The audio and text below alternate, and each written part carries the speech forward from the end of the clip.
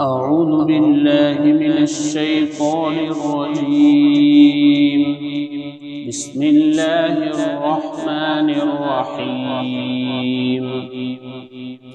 والليل إذا يغشى والنهار إذا تجلى وما خلق الذكر والأنثى إن سعيكم لشتى فأما من أعطى واتقى وصدق بالحسنى فسنيسره لليسرى وأما من بخل واستغنى وكذب بالحسنى فسنيسره للعسرى وما يغني عنه ماله إذا تردى إن علينا للهدى وإن لنا للآخرة والأولى فأنذرتكم نارا تلظى لا يصلاها إلا الأشقى الذي كذب وتولى وسيجنبها الأتقى الذي يؤتي ماله يتزكى وما لأحد عنده من نعمة تجزى إلا ابتغاء وجه ربه الأعلى ولسوف يرضى. شروع کرتا ہوں اللہ کے نام سے جو بڑا مہربان نہایت ہی رحم والا ہے. قسم ہے رات کی جب کہ وہ چھا جائے اور قسم ہے دن کی جب وہ بالکل صاف ستھرا ہو جاوے، ظاہر ہو جائے، اور قسم ہے اس ذات کی جس نے نر اور مادہ، مذکر اور مؤنث، لیڈیز اینڈ جینٹس، مرد اور عورت کو پیدا کیا. بے شک تم سب لوگوں کی کوشش مختلف ہے، الگ الگ ہے. پس جس نے اللہ کے راستے میں دیا، خرچ کیا، واتقى اور اللہ تعالیٰ سے ڈرا، اور اچھی چیز کی تصدیق کی، یعنی لا الہ الا اللہ کو دل سے مانا، تو ہم اس کے لیے آسانی کریں گے، آسان جگہ کے لیے، یعنی اس کے لیے جنت کا راستہ ہم آسان کر دیں گے. اور وہ شخص جس نے بخل کیا، کنجوسی کی، صحیح جگہ پر خرچ نہیں کیا، واستغنى اور بے نیازی برتی، اور اچھی چیز اور خوبی والی چیز کو جھٹلایا، تو ہم اس کے لیے آسان کر دیں گے اس چیز کو جو مشکل ہے، یعنی سختی کی چیز، دوزخ کی چیز دوزخ. وما یغنی عنہ مالہ اذا تردى جب وہ ہلاکت کے گھڑے میں پڑ جائے گا تو اس کا مال اس کو کچھ کام نہیں دے گا. ان علینا للہدی بے شک ہمارے ذمے ہدایت دینا ہے، اور آخرت اور دنیا کے ہم ہی مالک ہیں. میں نے تم لوگوں کو ایسی آگ سے ڈرایا جو بھڑکنے والی ہے، اس میں داخل نہیں ہوگا، لا یصلاھا الا الاشقی مگر وہ بدبخت شقی آدمی جس نے جھٹلایا اور منہ موڑا. وَسَيُجَنَّبُهَا الْأَتْقَى اور جہنم سے بچایا جائے گا وہ متقی شخص جس نے اپنے مال کو دیا یتزکیٰ پاکیزہ ہونے کے لیے، حالانکہ اس کے نزدیک کسی کی کوئی نعمت اور احسان نہیں تھا کہ بدلہ چکانا ہو، مگر وہ اپنے بلند اور بالا اور مرتبے والے رب کو خوش کرنے کے لیے یہ سب کر رہا تھا۔ وَلَسَوْفَ يَرْضَىٰ، اور عن قریب وہ راضی ہو جائے گا۔ یہ سورہ لیل ہے، مکہ میں اتری، اس میں 21 آیتیں ہیں اور 1 رکوع ہے۔ ہمارا جو یہ ترتیب ہے قرآن کی، یہ جو ترتیب ہے لوح محفوظ کی ترتیب ہے۔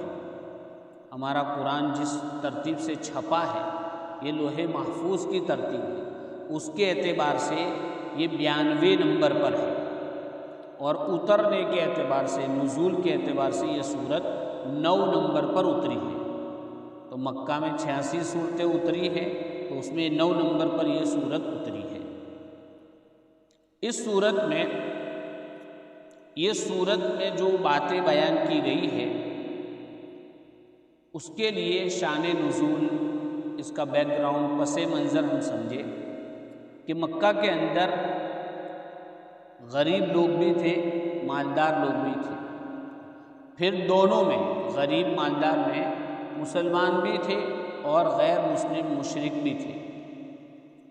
چنانچہ امیہ بن خلف یہ مشرکین میں بڑا مالدار آدمی تھا، اس کو اللہ نے بیٹے بھی دیے تھے، غلام بھی دیے تھے۔ اس کے پاس علماء نے لکھا ہے کہ 10 غلام تھے، اور ہر غلام کے پاس 10 قسم کی، ایک آدمی کے پاس 10 جات کی تجارت تھی، کاروبار تھا، اور ہر آدمی اپنے کاروبار میں مشغول تھا، اور وہ سب کما کے اس کو دیتے تھے، اور اس کا دبدبا، پراپرٹی، بہت کچھ تھا اس کے پاس، لیکن بخیل بہت تھا، کنجوس بہت تھا، رعایت نہیں کرتا تھا، اپنے تعیش، آسانی، عیش پرستی کے اندر مزے اڑانے میں اس کو لگاتا تھا۔ اور دوسری طرف مسلمانوں کے مالداروں میں اللہ نے حضرت ابوبکر صدیق رضی اللہ عنہ کو ایک مقام دیا، ان کے پاس بھی تجارت تھی، تو وہ تھے کہ اللہ نے ان کو مال دیا تھا تو اپنی ذات پر کم اور لوگوں پر زیادہ خرچ کرنے والے تھے۔ چنانچہ انہی 2 گروہ اور 2 طبقے کے سلسلے میں یہاں بات کہی گئی ہے۔ تو حضرت بلال جو تھے وہ غلام تھے امیہ بن خلف کے، اور اچھی تجارت جانتے تھے، لیکن وہ مسلمان ہو گئے حضور پاک صلی اللہ علیہ وسلم کے ہاتھ پر۔ تو امیہ بن خلف کو پتہ چلا تو اس نے جو تجارت دے رکھی تھی اس سے ہٹا دیا، اور دوسری 1-2 ڈیوٹی تھی اس سے بھی ہٹا دیا، اور دوسرے جو 9 غلام تھے ان کو کہا کہ اس کو مطلب ان کے کپڑے اتارو اور ان کے بدن پر کانٹے چبھاؤ۔ تو رات بھر وہ غلام جو تھے دوسرے حضرت بلال کو کانٹے چبھا رہے تھے، پھر صبح ہوتی، رات اس طرح گزرتی، پھر صبح ہوتی جیسے دھوپ نکلتی تو ان کو کوڑے بھی مارے جاتے، کوڑے مارنے کے بعد بدن سے کپڑے اتروا کر ان کو زمین میں، تپی ہوئی پتھریلی زمین پر سلا دیتے، اور اوپر سے پتھر بھی رکھ دیتے تاکہ نیچے سے بھی گرم، اوپر سے بھی بدن کھلا۔ اور یہاں تک بس نہیں، بلکہ لکھا ہے علماء نے کہ سلانے کے بعد سائیڈ میں کھود کر آگ جلائی جاتی تھی، تو پتھر گرم، بدن کھلا، رات کو لگے ہوئے زخم، اور پھر سائیڈ پر آگ جلائی جاتی، یا تو تڑپ تڑپ کر مر جاوے یا پھر وہ نبی والا کلمہ چھوڑ دے، یہ مقصد تھا۔ لیکن حضرت بلال رضی اللہ عنہ احد احد کہ اللہ ایک ہی ہے، تجھے جو کرنا ہے کر لے، اب ایک مرتبہ میں نے ایمان قبول کیا ہے، اب میں چھوڑ سکتا نہیں۔ بڑی عبرت ہے اس قصے میں، دن بدن جو حالات ہیں تو ان حالات کی بنیاد پر ہمیں ایسے قصوں کے مذاکرے خوب کرنے چاہیے تاکہ حالات کی وجہ سے آدمی اپنے ایمان کا سودا نہ کرے. کبھی غریبی، کبھی بھوک مری، کبھی ظلم، کبھی جیل، کبھی سختی، کبھی یہ تو ہوتا رہا ہے اور ہوتا رہے گا. لیکن ہمارے پاس جو ایمان کی مایا ہے، ایمان کا جو سرمایہ ہے، اس سے بڑی کوئی دولت نہ دنیا میں ہے نہ آخرت میں ہے. اس لیے ہماری توجہ. اب حضرت ابو بکر صدیق آتے دیکھتے تو ایک مرتبہ امیہ بن خلف کو کہا کہ اللہ نے تجھے سب کچھ دے رکھا ہے، کائے کو ستا رہا ہے، کیوں عذاب دے رہا ہے اس کو؟ تاکہ اس آدمی نے محمد کا کلمہ پڑھ لیا ہے تو اب میں اس کو سزا ہی دوں گا، اس کا کوئی علاج نہیں. یا تو وہ کلمہ چھوڑ دے، واپس جیسا تھا ویسا ہو جاوے، تو پھر ہم اس کو آرام دیں گے، پھر واپس اس کی تجارت اس کو لوٹا دیں گے. حضرت ابو بکر صدیق اس کو سمجھاتے رہے. تو سمجھاتے امیہ بن خلف نے سامنے سے خود کہا کہ اتنی ہمدردی ہے تو تم کو بھی پیسے دیے ہیں، خرید لو اس کو. حضرت ابو بکر بھی چاہتے یہی تھے، لیکن شروع میں نہیں کہا، اس لیے کہ اگر شروع میں کہہ دیتے تو وہ ضد کرتا اور زیادہ بھاؤ مانگتا. تو یہ بھی ایک حکمت عملی ہے، ورنہ یہ پورا قصہ سن کے ہم سب کو یہی دل میں آتا ہے کہ بھئی حضرت ابو بکر اس کو سمجھانے کے بجائے اس کو خرید لیتے حضرت بلال رضی اللہ عنہ. لیکن نہیں، ایک حکمت عملی تھی کہ وہ خود بولے، ورنہ کبھی کبھی سامنے والوں کو ضد ہوتی ہے نا کہ یہ خود مسلمان ہے اس لیے خرید لے گا اور یہ ایمان پر باقی رہے گا، یہ اس کو چھوڑنا ہی نہیں ہے، اس کو عذاب دے کر مار ڈالے یا یہ کہ واپس مرتد ہو جائے، یہ پالیسی ہوتی ہے. تو اس نے کہا کہ میں بیچنے کو تیار ہوں، خرید لو. تاکہ کیا لے گا؟ تو حضرت ابو بکر صدیق بھی تاجر تھے اور پوری تجارت ان کا ایک رومی غلام سنبھالتا تھا، بہت ماہر تھا. تو امیہ بن خلف نے سوچا کہ بلال تو اتنے ماہر نہیں ہے، یہ جاوے ادھر سے اس کا ماہر آدمی لے لو، تاکہ تمہارا غلام میں مجھے دے دو، یہ تم لے لو، لیکن تمہارے غلام کے اوپر مجھے 6000 درہم بھی دینے پڑیں. حضرت ابو بکر صدیق رضی اللہ عنہ نے کہا کوئی بات نہیں، میرا غلام تو لے لے اور تجھے 6000 درہم بھی دے دیتا. حضرت بلال رضی اللہ عنہ کا ہاتھ پکڑ کر جانے لگے تو امیہ بن خلف نے حضرت ابو بکر صدیق رضی اللہ عنہ کو کہا کہ کیسا بے وقوف اناڑی آدمی ہے حضرت ابو بکر کو، کہ ایک نکمے آدمی کے بدلے اپنی تجارت جس کے اوپر تھی اس آدمی کو مجھے دے دیا. حضرت ابو بکر صدیق رضی اللہ عنہ نے کہا ہو سکتا ہے کہ تیرے وہاں یہ نکما ہو، لیکن ان کا مقام اللہ کے وہاں کتنا ہے وہ میں جانتا ہوں.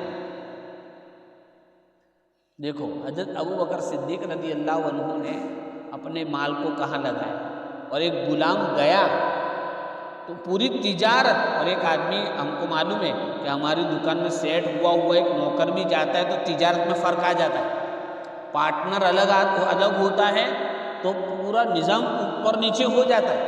ارے ہوتا ہے نہیں ہوتا ہے. تو یہ تو پوری تجارت، چونکہ حضرت ابو بکر صدیق تو بہت مصروف آدمی تھے، تو بھی کہا کہ نہیں اللہ کے لیے کرنا ہے، بس کرنا ہے. اب اللہ نے کیا مقام دیا، حضرت ابو بکر صدیق رضی اللہ عنہ حضور پاک صلی اللہ علیہ وسلم کے پاس لے کر گئے اور کہا کہ حضرت پورا قصہ یہ ہے اور میں آپ کے سامنے اسی وقت آزاد کرتا ہوں. حالانکہ حضرت ابو بکر صدیق چاہتے تو اپنے پاس رکھتے، خدمت لیتے، لیکن انہوں نے اللہ کے لیے خریدا تھا. اس لیے حضرت ابو بکر صدیق رضی اللہ عنہ کے والد صاحب ابو قحافہ جو بوڑھے تھے، وہ اپنے بیٹے حضرت ابو بکر صدیق کو کہا کرتے تھے کہ بھائی تجھے غلام خریدنا ہے تو مضبوط خریدار کرنے ہے، تھوڑا اچھا خریدا کر تیرا کام لگے، یہ کیا مریل ٹٹو جیسے اٹھا کے لے آتے ہو. حضرت ابو بکر صدیق کچھ نہیں کہتے تھے، چونکہ ان کا منشا تو کمانا تھا ہی نہیں. ان کا منشا اور مطلب تو یہ تھا کہ میں جو بھی بیچارے ایمان لا رہے ہیں اور پریشان ہو رہے ان کو وہاں سے آزادی دلاؤں تاکہ میری آخرت بنے. تو پھر اللہ نے حضور پاک صلی اللہ علیہ وسلم کے وہاں حضرت بلال کو کتنا بڑا مقام، حضور صلی اللہ علیہ وسلم کے خزانچی کون تھے، کیشیئر کون تھے، حضرت بلال تھے. کوئی بھی مہمان آوے حضور پاک صلی اللہ علیہ وسلم کے وہاں تو ان کے کھلانے کی ذمہ داری کس کی رہتی تھی؟ حضرت بلال کی. اور اسی نظام کو سنبھالتے رہے. اور پھر وہ واقعہ بھی ہے کہ قرضہ ہو گیا تھا، جانے کا سوچ رہے تھے، پھر اللہ تعالیٰ نے 2 اونٹ بھیجے اور قرضہ ادا ہوا. یہ پوری ایک داستان ہے. پھر جب اذان مشروع ہوئی اور کچھ صحابہ کو خواب آیا، تو جن کو خواب آیا تھا ان کو کہا کہ حضرت بلال کو بتاؤ. پھر حضرت بلال رضی اللہ عنہ نے اسلام میں سب سے پہلی اذان دی. اور یہی وہ بلال ہے کہ حضور پاک صلی اللہ علیہ وسلم نے خواب میں دیکھا. حالانکہ کالے کلوٹے تھے، حبشی تھے. خواب میں دیکھا کہ جنت میں حضور صلی اللہ علیہ وسلم کے چلنے کے ساتھ ان کی بھی آواز آ رہی ہے. تاکہ بھئی کیا بات ہے، تم دنیا کی طرح جنت میں بھی ساتھ میں ہو. تاکہ بس ہر وضو کے بعد جتنا موقع ہوتا ہے 2 رکعت یا 4 رکعت تحیۃ الوضو پڑھتا ہوں. تو یہ عمل جنت میں لے جانا. تو ایک تو حضرت ابو بکر کا عمل ہے اور ایک امیہ بن خلف کا عمل ہے. دونوں کو مالدار بنایا، لیکن ایک خرچ کر رہا ہے اور ایک خرچ نہیں کر رہا. دونوں کے واقعے کی طرف اشارہ کرنے کے لیے صورت آئی، لیکن دونوں کا نام نہیں لیا. ورنہ لوگ کیا کہتے کہ بس یہ تو انہی لوگوں کے لیے ہے. حالانکہ جس کے اندر بھی یہ صفات پائی جائے گی، چاہے حضرت ابو بکر والی چاہے امیہ بن خلف والی، تو جو نتیجہ اور جو فضیلت حضرت ابو بکر صدیق رضی اللہ عنہ کی ہوئی وہی بات اس کے لیے ہوگی. اور جس کے اندر امیہ بن خلف جیسی باتیں ہوگی اس کے ساتھ بھی وہی نتیجہ ہوگا. تو اس صورت میں ان باتوں کی طرف اشارہ کیا ہے. شروع میں اللہ نے قسم کھا کر اہمیت بتلائی کہ قسم ہے رات کی جب وہ چھپ جاوے، ڈھانپ لیوے، بالکل اندھیرا ہو جائے. اور قسم ہے دن کی جب بالکل وہ کھلا ہو جاوے، صاف ہو جاوے. اور تیسری قسم کھائی کہ اس ذات کی جس نے نر اور مادہ، مرد اور عورت سب کو بنایا. 3 چیزوں کی قسم کھائی. اور پھر اس کے بعد کہا کہ تمہارے کام بھی الگ الگ ہیں. یعنی اللہ تعالیٰ یہ کہنا چاہ رہا ہے کہ رات میں اندھیرا ہوتا ہے، دن میں اجالا ہوتا ہے. تو ایسے ہی حالانکہ رات دن بنانے والا اللہ ہے، لیکن دونوں میں فرق ہے. اسی طرح اللہ نے ایک ہی ذات نے ایک ہی ماں سے مختلف مرد بھی بنائے، عورت بھی بنائے. مردوں میں بھی الگ الگ صفات، عورتوں میں بھی، یہ بھی الگ الگ ہے. تو جیسے مرد اور عورت ان کی صفات الگ الگ ہے، رات اور دن ان کی صفات الگ الگ ہے، ایسے ہی تم لوگوں کے عمل بھی الگ الگ ہے. ان سعیکم لشتیٰ. بعض نے اس کا مطلب اس طرح بیان کیا کہ بھئی عام طور پہ رات میں لوگ گناہ زیادہ کرتے ہیں. اندھیرا ہوتا ہے، کوئی دیکھنے والا نہیں ہوتا اللہ کے علاوہ، کیمرے بھی کام نہیں کرتے، بند کمروں میں بھی. تو اس وقت کا کچھ لوگ غلط استعمال کر کے اپنے اعمال خراب کرتے ہیں. اور دن کے اجالے میں بہت سارے رات کے گنہگار بھی دن میں گناہ کم کرتے ہیں کہ بھائی سب دیکھ رہے ہیں. تو کچھ وقت میں لوگ گناہ کرتے ہیں، کچھ وقت میں نیک کام کرتے ہیں. تو کہا کہ ایسے ہی تمہاری مختلف حالت، جیسے رات کے اندر مختلف حالت ہے، تمہاری بھی کچھ لوگ اچھے کام کرنے والے ہوتے، کچھ لوگ برے کام کرنے والے ہوتے. اور بعض نے اور بھی مطلب لکھے. اس کے بعد آگے بیان کیا کہ بھئی دیکھو کسی بھی عمل کے قبول ہونے کے لیے 3 باتیں ضروری ہیں. کتنی باتیں؟ ایک تو وہ عمل صحیح، عمل صحیح. نمبر 2 نیت صحیح. اور تیسرا ایک کہ عقیدہ صحیح. 3 باتیں: عقیدہ صحیح ہو، نیت صحیح ہو اور عمل صحیح ہو. 3 باتیں جمع ہوگی تو یہ عمل اللہ کے وہاں صحیح طور پر قبول ہوگا. عمل صحیح ہے، جیسے بھائی رمضان کے موقع پر ہم دیکھتے ہیں کہ بھائی کچھ لوگ افطار کے لیے دینے آتے ہیں، ہندو بھی آتے ہیں دینے، ارے آتے نہیں، دوست بھی پہنچاتے ہیں، ہوٹلوں میں بھی پارٹی کرتے ہیں، لیکن ایمان نہیں. تو اس کو اس عمل کا فائدہ یہی ہوگا، آخرت میں نہیں. کچھ لوگ عمل کرتے ہیں، ایمان بھی ہے، نیت صحیح نہیں، ریاکاری، دکھلاوا، شہرت، اس کو بھی فائدہ نہیں ہوگا. کچھ لوگ بہت دل سے عمل کرتے ہیں، عمل بھی صحیح ہوتا ہے لیکن عقیدہ صحیح نہیں ہوتا ہے. اور کبھی عقیدہ صحیح، نیت صحیح لیکن عمل صحیح نہیں. تو یہ 3 چیزیں ایک ساتھ جمع ہو جاوے تو اللہ کے فضل سے انشاءاللہ وہ عمل قبول ہو جائے گا. نہیں ہے ہمیں پیدا کرنا. چنانچہ کہا کہ وہ شخص جس نے دیا، جیسے ہم نے بھی واقعہ پڑھا، حضرت ابو بکر صدیق نے اپنا ایک غلام بھی دے دیا، 6000 بھی دے دیے، اور پھر حضرت بلال رضی اللہ عنہ کو آزاد بھی کر دیا۔ واتقا، تو ایک تو عمل کیا، آتا اس نے ایک عمل کیا، واتقا اور ڈرا، ریاکاری سے ڈرا، معصیت سے ڈرا، اپنی نیت کو صحیح کیا، اللہ کے لیے وہ کام کیا۔ وصدق بالحسنی، اور جو اچھی بات تھی اس کو اس نے سچا جانا، یعنی لا الہ الا اللہ، عقیدہ صحیح کیا کہ یہ دینے پر اللہ مجھے دے گا، دینے پر اللہ مجھے دے گا، اس کا عقیدہ صحیح کیا، تو اللہ تعالیٰ آگے کہہ رہے فَسَنُيَسِّرُهُ لِلْيُسْرَىٰ، ہم اس کے لیے آسانی کے لیے آسانیاں کرتے چلے جائیں گے، یعنی جنت کا راستہ اس کے لیے کلیئر ہو جائے گا۔ اس سے ایک بات سمجھ میں آئی کہ جو آدمی، ہم کہتے ہیں نیکی نیکی کو کھینچتی ہے، بولتے نہیں بولتے، ایسا ہے آدمی، جیسے حضرت ابو بکر سمجھانے گئے، ان سے چھڑایا، آزاد کیا، یہ سارے نیکی نیکی کو کھینچتی ہے، اور یہ کھینچتے کھینچتے کھینچتے کہاں لے جاتی ہے؟ جنت تک۔ اس لیے جب کسی نیکی کا ارادہ ہو تو اس میں سستی نہیں کرنی چاہیے، ورنہ تھوڑی ہی دیر میں شیطان پلٹا دیتا ہے۔ اللہ والے کا واقعہ ہم نے سنا تھا پہلے بھی، کہ ایک اللہ والے بیت الخلاء میں گئے اور سوچا کہ یار یہ کسی یہ کرتا ہے یا بنڈی ہے، کسی کو دے دوں، نیت، اور وہیں سے نکال کے باہر خادم کو پہنچا دیا۔ خادم نے کہا بعد میں، تاکہ نیت بدل جاتی ہے۔ تو نیت ہے نا، عمل کا دروازہ کھٹکھٹاتا ہے، عمل، یہ جو اچھا کام، عمل کا دروازہ، علم عمل کا دروازہ، اگر آدمی کھولتا ہے، اکرام کرتا ہے، عمل کرتا ہے، تو مہمان بار بار آتا ہے، اور اگر اس علم پر عمل نہیں کیا گیا، اس جانکاری پر عمل نہیں کیا گیا، تو مہمان ناراض ہو جاتا ہے اور پھر وہ آنا بند کر دیتا ہے۔ اس لیے ہم نیکیوں کے کام میں آگے بڑھیں۔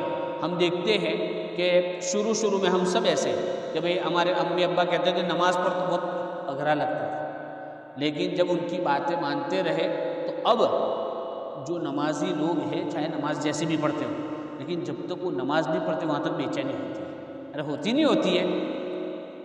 تو دیکھو، ایک وہ دن تھا کہ ہمیں نماز پڑھنے میں پریشانی ہو رہی تھی، لیکن اب نماز جب تک نہیں پڑھتے وہاں تک بے چینی رہتی۔ تو یہ کہنا چاہ رہے ہیں کہ آدمی جب کرتے رہتا ہے تو اللہ اس کے لیے آسان ہے۔ جیسے کاروبار دیکھ لو بھائی،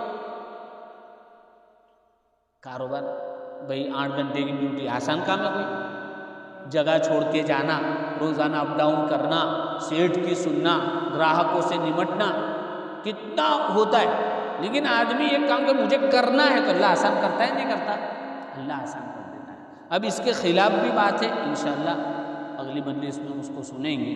اللہ تبارک و تعالی ہم سب کو اس پہلے قسم میں شامل فرماوے اور ہم سب کے لیے جنت آسان فرماوے۔ سبحان اللہ بحمدہ، سبحانک اللہم و بحمدک، نشہد ان لا الہ الا انت نستغفرک و نتوب الیک۔ سبحان ربک۔